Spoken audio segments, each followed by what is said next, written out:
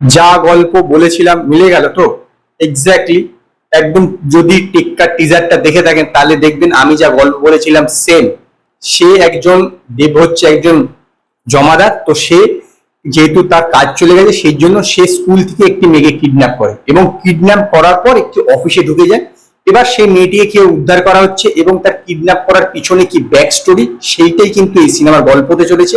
এবং এই টোটাল যে ব্যাপারটা যে কিডন্যাপিং থেকে তাকে উদ্ধার করা পর্যন্ত এই 48 ঘন্টারই কিন্তু এই সিনেমাটা। এবং এখানে রুক্মিণী হচ্ছে একজন পুলিশ অফিসার, সেটাও দেখে থাকেন তাই দেখতে হবে। এবং স্বস্তিকা হচ্ছে একজন সাংবাদিক। তো এই হচ্ছে এই সিনেমার গল্পটা, যেটা আমি বলেছিলাম এক্স্যাক্টলি কিন্তু টিজারও তাই দেখবেন। তো টিজারটা কিরকম হয়েছে? টিজারটা কিন্তু আমার বেশ ভালো লেগেছে, অনেকটা ওয়েস্টার্ন প্যাটার্নের বা ইংলিশ সিনেমার মতন টাইপের কিন্তু সৃজিত মুখার্জি এই সিনেমাটাকে বানানোর চেষ্টা করেছে। অন্তত টিজারটা দেখে আমার যেরকম মনে হলো, যেরকম ভাবে ক্যামেরার অ্যাঙ্গেল বা যেরকম ভাবে একটা করে সিন আসছে, তাতে কিন্তু আমার একটা ইংলিশ ফিল্মের মতন ভাইবস কিন্তু এলো, নো ডাউট।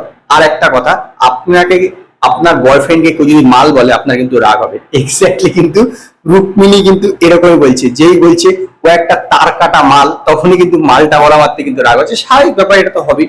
তো এখানে যদিও নয় কিন্তু আমি কথাই বলছি, কিন্তু এই যে সিনটা, এই সিনটাই কিন্তু পুরো ট্রেলারের মধ্যে আমার ভালো লেগেছে। এক্স্যাক্টলি বলবো আমি ট্রেলারের মধ্যে ভালো লেগেছে। দেবের লুকস তো অলরেডি আপনারা দেখিয়ে ফেলেছেন, এর আগে সমস্ত রিলিজ হয়ে গেছে, রুক্মিণী স্বস্তিকা প্রত্যেকের লুকস রিলিজ হয়ে গেছে। তো এই সিনেমাটা কিন্তু নো ডাউট বেশ ভালো হতে চলেছে। বহুরূপীও কিন্তু একটা চেসিং সিনেমা, যে একটা একজনকে ধরতে যাচ্ছে। এবার টেক্কাটাও কিন্তু সেরকম একটা চেস করার সিনেমা, যে এখানে দেবকে যে কিডন্যাপ করেছে, বাচ্চাটাকে উদ্ধার করতে হবে, দেবকে ধরতে হবে। দুটোই কিন্তু আলাদা আলাদা প্যাটার্নের হলো, মূল যে বিষয়বস্তুটা সেটা কিন্তু একটা থিম কিন্তু এক, যে চেস করার ব্যাপার আছে।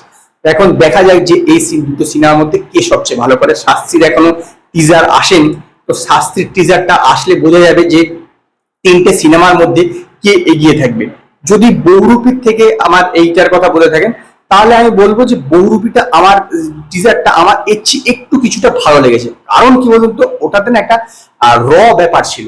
এইটার মধ্যে অতটা র ব্যাপারের চেয়ে বেশি স্টাইলিশ ব্যাপারটা আমার বেশি মনে হলো। যেরকম ভাবে সৃজিত মুখার্জি সিনেমাটাকে টেক করিয়েছে বা ক্যামেরার কাজকর্ম যে যাবতীয় কিছু দেখে আমার মনে হলো অনেকটা বেশি স্টাইলিশ। তুলনায় ওইটা কিন্তু অনেকটা র ছিল, যেটা এখন লোকে বেশি পছন্দ করে। তথাপি আমি বলবো যে এই সিনেমাটা খারাপ হবে না, আমার বিশ্বাস যে খারাপ হবে না। কারণ গল্পটা তো এই 48 ঘন্টার মধ্যে কিভাবে তাকে উদ্ধার করছে এই বিষয়টা একটা বেশ ভালো হবে।